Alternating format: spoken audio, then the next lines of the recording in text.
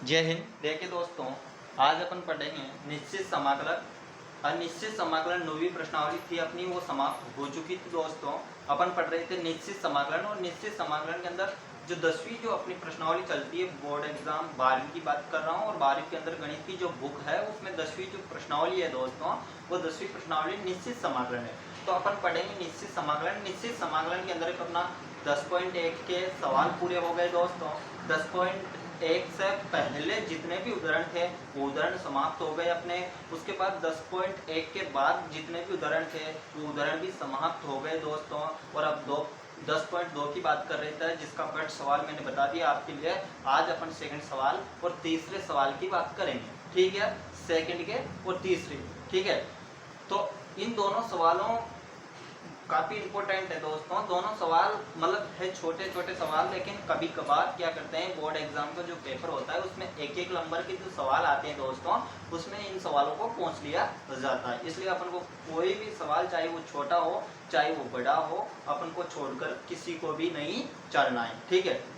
अपना टारगेट है पूरे सवालों को करना, ठीक है दोस्तों। तो देखिए, अपन प्रश्नमाला कौन सी पढ़ रहे थे, तो प्रश्न माला अपन पढ़ रहे थे दोस्तों। प्रश्नमाला 10.2, और 10.2 से पहले उदाहरण अपन ने कर लिए। 10.1 के पूरे सवाल अपन ने कर लिए, उदाहरण कर लिए।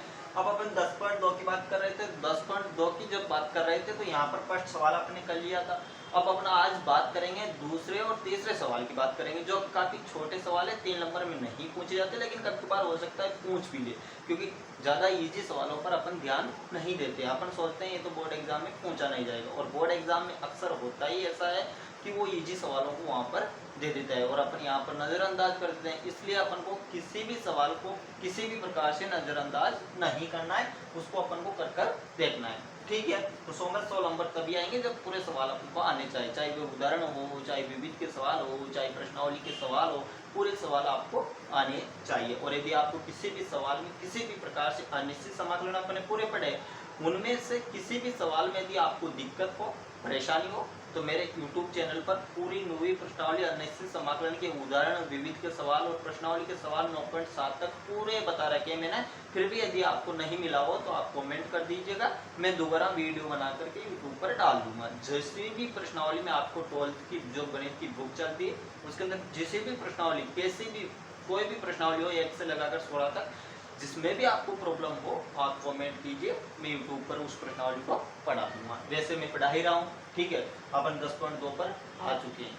तो इसका जो दूसरा सवाल है दोस्तों, वो दूसरा सवाल अपने पास क्या है, देखिए आपकी बुक फेर लीजिएगा और उसमें देख लीजिएगा कहीं संख्या तो गलत नहीं। देखिए यहाँ पर इसकी लिमिट है 0 से π/2। उसने क्या दे रखी, इसकी लिमिट दे रखी। सवाल क्या है, तो सवाल दे रखा है दोस्तों साइन x दे रखा है, और नीचे दे रखा है 1 प्लस का cos स्क्वायर x, और यहाँ पर है दोस्तों dx। मतलब अपने पास ये सवाल है कि इसकी लिमिट 0 से π/2 दे रखी है, साइन x अपॉन में दे रखा है 1 प्लस का cos स्क्वायर x, ये सवाल है, ठीक है। अब इसको अपन को क्या करना है, हल करना है, ठीक है। तो ऐसे सवालों को अपन हल कैसे करते हैं, सबसे पहले देखो बोर्ड एग्जाम की जो कॉपी रहेगी उसमें लिखने का तरीका भी अपन को होना चाहिए, क्योंकि नंबर अंक जब कॉपी चेक की जाती है तो अपन को सबसे सुंदर कॉपी बताने के लिए अपन को क्या करना पड़ेगा, सबसे सुंदर लिखना पड़ेगा। तो कैसे लिखेंगे, एक तो देखो 3 कैटेगरी से कॉपियों में लिखा जाता है, 3 कैटेगरी के बच्चे होते हैं। एक प्रकार के इस प्रकार से लिखते हैं कि जैसे ये सवाल दिया इसको ऐसे कैसे हल कर देंगे और बस। एक प्रकार के इस प्रकार से होते हैं कि सॉल्यूशन लिखते हैं, इसको i के बराबर मानते हैं फिर हल करते हैं। एक और कैटेगरी के होते हैं दोस्तों जो कि सॉल्यूशन लिखते हैं, i के बराबर मानते हैं, और फिर तब अब यदि इनका उपयोग भी करते करते चलते हैं तो फिर एग्जाम में जब चेक की जाती है बोर्ड की कॉपी तो वो काफ़ी सुंदर और सबसे अलग दिखती है, इसलिए उसको अंक अच्छे मिल जाते हैं, ठीक है। तो अपन को वैसे ही चलना है। देखिए दोस्तों, सबसे पहले अपन लिखेंगे सॉल्यूशन, ठीक है। फिर इसके बाद में अपन को लिखना है i बराबर, पूरे सवाल को वैसा वैसा ही उतारना है। एक बार 0 से π/2 तो इसकी लिमिट चल रही है दोस्तों। यहाँ पर आपके पास साइन x है और अपॉन में 1 प्लस का cos स्क्वायर x। यहाँ तक किसी को कोई दिक्कत नहीं है ना। अब देखिए दोस्तों, समझिए, धीरे धीरे समझ जाते हैं आप। देखिए तब, यहाँ पर लिखना तब। अब देखिए दोस्तों, अपन क्या करते हैं, लेट इंग्लिश में, हिंदी में लिखो तो माना लिख लेना दोस्तों, माना। मैंने क्या मान लिया कि cos x बराबर क्या है अपने पास t है। मैंने मान लिया दोस्तों कि मैंने क्या मान लिया, cos x बराबर t मान लिया। अब cos x बराबर t मान लिया तो इसका अवकलन कीजिए। तो इसका अवकलन किसके सापेक्ष, x के सापेक्ष। मतलब अपन लिखेंगे कि t का अवकलन x के सापेक्ष करने पर, ठीक है दोस्तों, अपन क्या लिखेंगे, t का अवकलन x के सापेक्ष करने पर, ठीक है, करने पर। अब इस प्रकार से यदि अपन लिखेंगे ना heading by heading, step by step, तो आपको अच्छे अंक मिलते हैं। ठीक है, अब इसका अवकलन करेंगे समीकरण इसका, तो यहाँ पर क्या हो जाता है दोस्तों, आपको सबों को पता होना चाहिए दोस्तों, cos x का अवकलन क्या होता है, माइनस का sin x, और यहाँ पर क्या जाएगा dt, और किसके सापेक्ष, dx के सापेक्ष, तो dx आ गया। यहाँ तक किसी कोई दिक्कत नहीं है ना। देखो अब अपन क्या करेंगे, dx को इधर ले जाओ, ठीक है, dx को इधर ले जाएंगे तो क्या हो जाएगा dx माइनस का, और यहाँ पर क्या जाएगा दोस्तों sin x बराबर में क्या जाएगा dt। किसी को कोई दिक्कत नहीं है ना। समीकरण नंबर इसे 1 दे दो, ठीक है।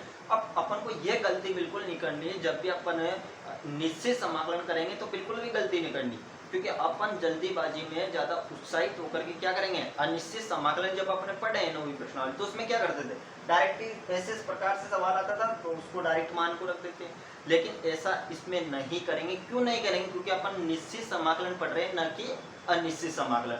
निश्चित समाकलन में क्या करते हैं अपन, तो निश्चित समाकलन में लिमिट दी होती है, और जब मानते हैं कुछ न कुछ तो उसकी लिमिट भी चेंज होती है दोस्तों, इस चीज को याद रखना। जबकि अनिश्चित समाकलन में लिमिट का कोई ही मतलब नहीं रहता, वहां सवाल ही नहीं रहता लिमिट वाला, निश्चित समाकलन रहता है। तो देखिए दोस्तों, अब अपन क्या करेंगे, इसकी लिमिट का चेंज होगी तो लिमिट को रखेंगे। तो देखो दोस्तों, अपने पास क्या माना आपने, आप बोलोगे कि cos x बराबर t माना आपने, ठीक है। अब x में था अभी तक फलन, तो x बराबर यहाँ पर इसकी लिमिट कितनी थी, 0। आप बोलोगे 0 है, ठीक है मेरे भाई, x की जगह पर क्या रखेंगे 0। तो यहाँ पर देखिए दोस्तों, cos 0 बराबर क्या गया दोस्तों, t आ गया। बात समझ में आ रही। cos 0 का मान कितना होता है दोस्तों, तो cos 0 का मान आप बोलोगे कि 1 होता है, तो t बराबर 1। मतलब आपको ये चीज समझ में आ गई कि x बराबर 0 पर t की लिमिट कितनी आई दोस्तों, तो 1 रख देंगे।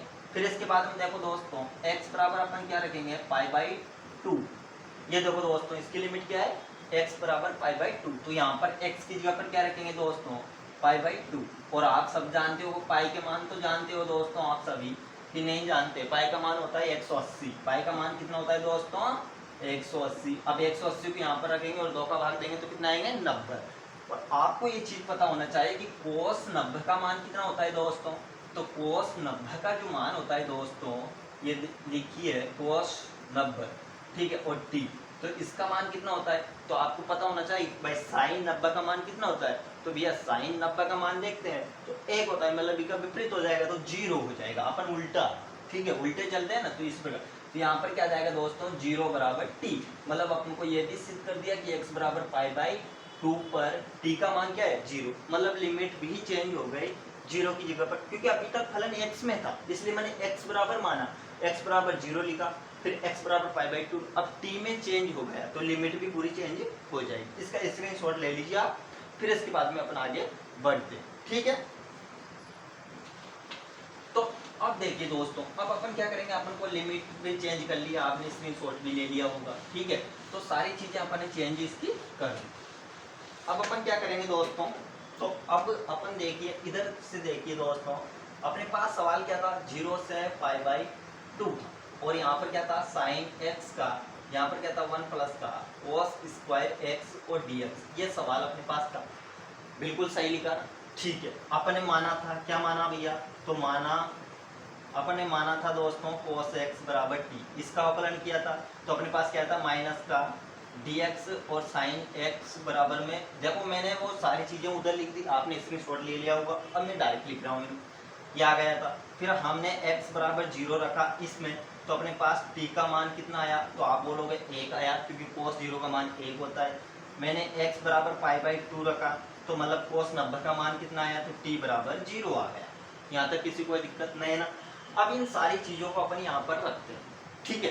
तो यहाँ पर देखिए दोस्तों, कि यहाँ पर देखिए मेरे पास dt के बराबर क्या है, dt के बराबर। तो देखिए समझिए, माइनस को 1 मिनट उधर ले जाइए आप, माइनस को इधर से हटा दीजिए और माइनस को क्या करते हैं अपन इधर लगा देते हैं, माइनस का dt कर देते हैं। तो देखिए दोस्तों dx ऊपर है और sin x, मतलब आप, मैं पेन चेंज कर देता हूँ 1 मिनट, आपके अच्छे से समझ में आ जाएगी चीज। देखिए दोस्तों sin x और ये dx, ये sin x और dx आपको दिख रहा है ना, और ये यहाँ पर भी sin x और dx किसके बराबर है दोस्तों, sin x dx, आप बोलोगे माइनस का dt के बराबर है, किसके बराबर, माइनस का dt के बराबर। तो अपन sin x और dx की जगह पर माइनस का dt रख सकते हैं, तो आप बोलोगे जी हाँ। तो फिर इसके बाद में देखिए दोस्तों x बराबर मैंने 0 रखा, cos 0 का मान 1 होता है, मतलब 0 की जगह पर लिमिट भी चेंज हो गई, 1 आ जाएगा, और π/2 की जगह पर 0 आ जाएगा। तो अब अपन सवाल को आगे बढ़ाते हैं सारे मानों को रख करके, और एक खास बात याद रखना दोस्तों, cos x बराबर क्या माना मैंने, t माना, cos x बराबर क्या माना, t। तो यहाँ पर cos x की जगह पर t रखेंगे, और t रखेंगे तो cos स्क्वायर है तो t स्क्वायर हो जाएगा। तो देखिए दोस्तों अब अपने पास क्या होगा, तो यहाँ पर देखिए लिमिट चेंज हो गई, तो क्या हो जाएगी 0 से 1 से 0, ऊपर इसकी जगह पर माइनस का dt, आप समझ गए, sin x और dx का मान क्या रखा, माइनस का dt।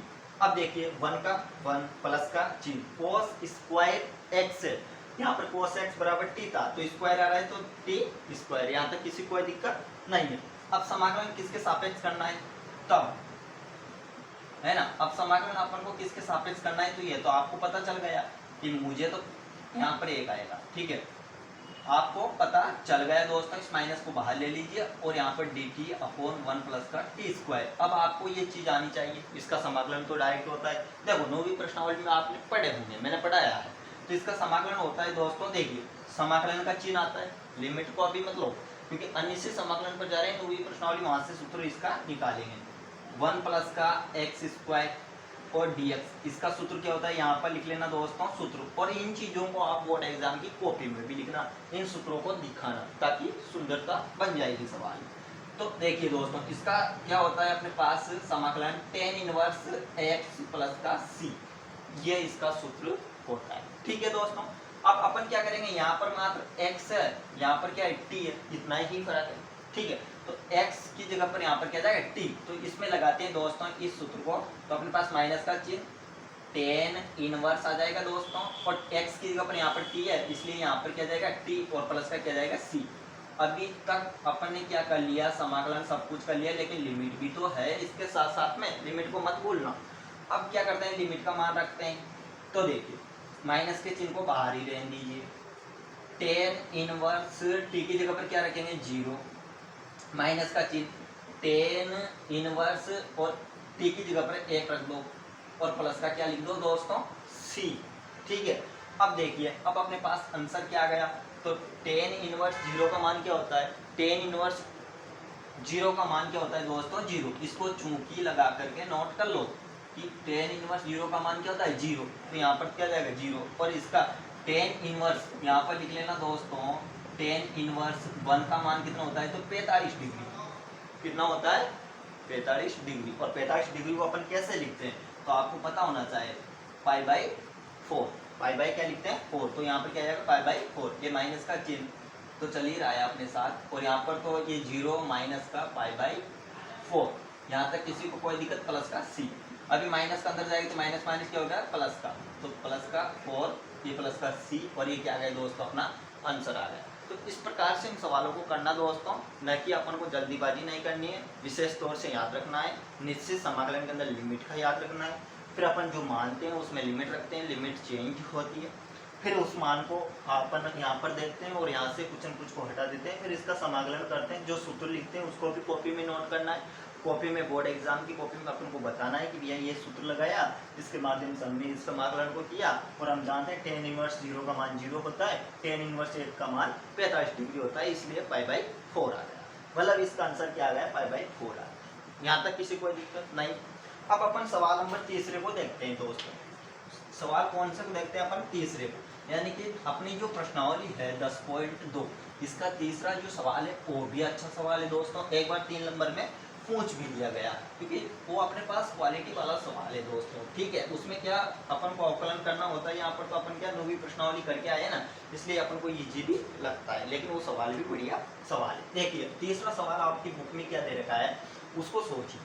1 से 3, तो इसकी क्या दे रखी दोस्तों, लिमिट दे रखी। देखिए आपकी बुक में, देखिए आप एक बार देख लीजिए, मैं गलत तो नहीं लिख रहा हूँ ना सवाल को, सही लिख रहा हूँ ना मैं सवाल को, इस चीज़ को आप देख लीजिए, ठीक है। और यहाँ पर देखिए सवाल क्या है, लिमिट है 1 से 3 तक, तो लिमिट मतलब 1 से 3, इसकी क्या है लिमिट है कोस log x, क्या दे रखा है कोस log x, ठीक है। और नीचे अपोन में x और dx, इस सवाल को अपन को करना है। तो अपन को सबसे पहले प्रोसेस क्या रहेगी, लिखने का तरीका क्या है, तो अपना यही है कि सबसे पहले सॉल्यूशन, फिर अपन i बराबर सवाल को वैसा वैसा ही लिखेंगे, 1 से 3 तक लिमिट है, फिर अपने पास कोस है, और फिर क्या है log x है, अपोन में क्या है x है, और किसके सापेक्ष dx के साथ। ये तरीका वैसा का वैसा ही अपना रहना चाहिए। हर सवाल को अपन को i बराबर सबसे पहले मानना है, फिर इसके बाद में अपन लिखेंगे दोस्तों लेट, या फिर हिंदी में लिखना चाहो तो माना, ठीक है।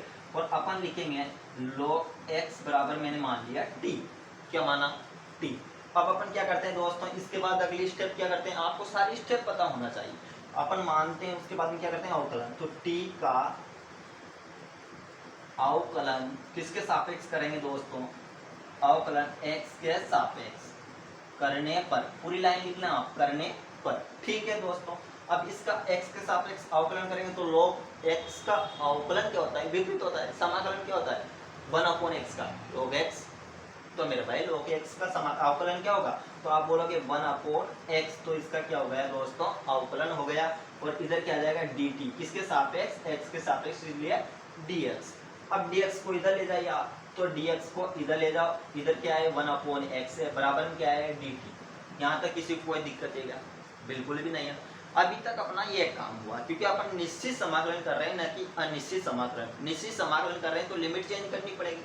अब देखिए दोस्तों, अपन लिमिट भी इसकी चेंज करते हैं यहाँ पर साइड में, ठीक है। तो सबसे पहले अपन अभी तक x में था फलन, इसलिए x बराबर 1 पर देखते हैं, तो x की जगह पर 1 रखते हैं। तो देखिए दोस्तों log 1 बराबर क्या हो गया t, और आप सभी को पता होना चाहिए दोस्तों log 1 का मान कितना होता है, log 1 का मान कितना होता है 0।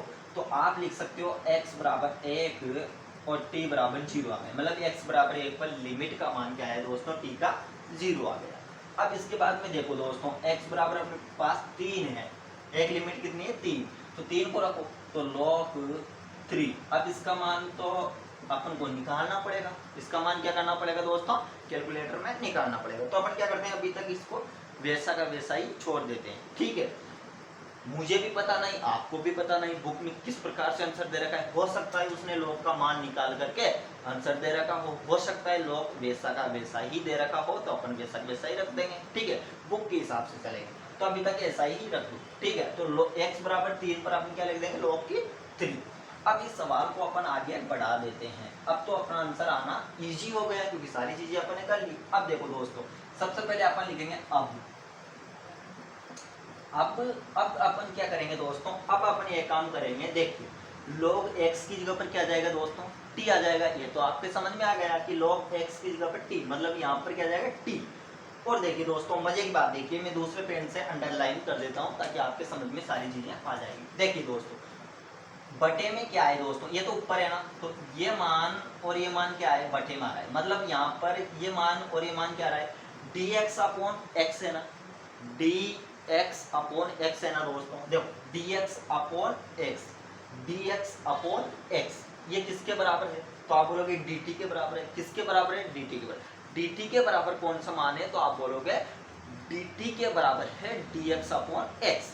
मतलब मैं क्या करूंगा दोस्तों अभी कि यहाँ पर log x की जगह पर t रख दूंगा, क्योंकि मैंने माना है, और यहाँ पर देखिए dx अपॉन x की जगह पर मैं क्या रख दूंगा दोस्तों, dt रख दूंगा, इतना ही अंतर है। तो देखिए दोस्तों, अब अपन क्या करेंगे, सबसे पहले लिमिट बता दो मेरा भाई।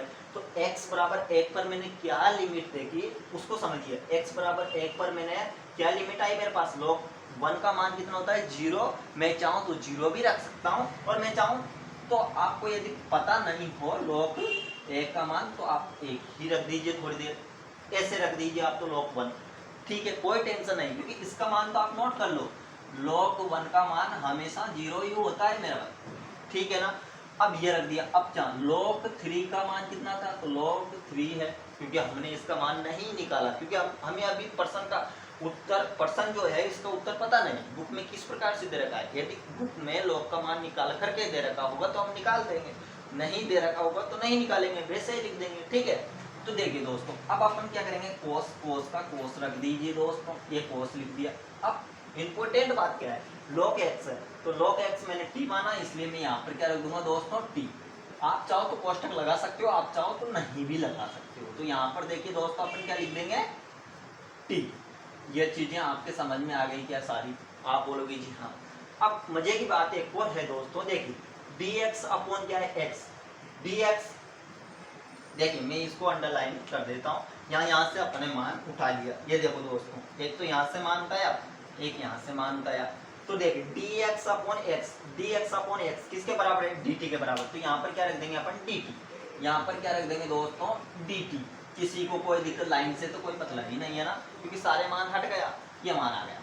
अब आपको तो पता होना चाहिए, यहाँ पर लिख देना दोस्तों सूत्र, और सूत्र लिखेंगे समाकलन, किसका समाकलन, cos x का समाकलन, किसके सापेक्ष, x के सापेक्ष क्या होता है, तो आपको पता होना चाहिए कि भैया cos x का अवकलन करते हैं तो माइनस का sin x होता है, तो अवकलन में माइनस का sin x होता है, तो मेरा भाई समाकलन क्या होगा, प्लस का sin x, मतलब विपरीत होता है। तो यहाँ पर क्या हो जाएगा, प्लस का sin x प्लस का c। क्या किसी को कोई दिक्कत नहीं है ना। अब यहाँ पर लगा दो, तो यहाँ पर देखो x था, यहाँ पर क्या आएगा, t, इतना ही फर्क है, यहाँ पर x आता है इसके साथ में थीटा की जगह पर, और यहाँ पर t है। तो देखो इसका समाकलन करेंगे तो अपने पास क्या जाएगा, तो आप बोलोगे sin t, और लिमिट रख देंगे, तो लिमिट क्या चल रही है अपने पास, तो आप बोलोगे log 1 से log 3, तो इसकी क्या चल रही है दोस्तों, लिमिट और प्लस का c। यहाँ तक किसी को कोई दिक्कत है क्या, बिल्कुल भी नहीं है ना। अब लिमिट को रख दो, तो देखो t की जगह पर लिमिट रखेंगे तो सबसे पहले क्या लिखेंगे अपन, t की जगह पर लिमिट रखेंगे तो सबसे पहले लिखेंगे क्या, log 3 को रखेंगे, फिर इसके बाद में साइन, अब t की जगह पर लिमिट रखेंगे तो log 1 को रखेंगे, तो यहाँ पर क्या रख देंगे दोस्तों, log 1, और ये बड़ा कोष्टक और ये प्लस का चिन्ह, इधर भी बड़ा कोष्टक लगा दो। और अब हम जानते हैं कि log 0 का 1 का मान क्या होता है, 0, log 1 का मान 0 होता है, तो sin 0 का मान क्या होता है, तो आप बोलोगे sin 0 का मान भी तो 0 ही होता है, sin 0 का मान भी, ये नोट याद है ना आपको सारणी, तो sin 0 का मान भी 0 ही होता है, अर्थात log 1 का मान भी 0 ही होता है। तो ये तो मान पूरा क्या हो जाएगा, 0।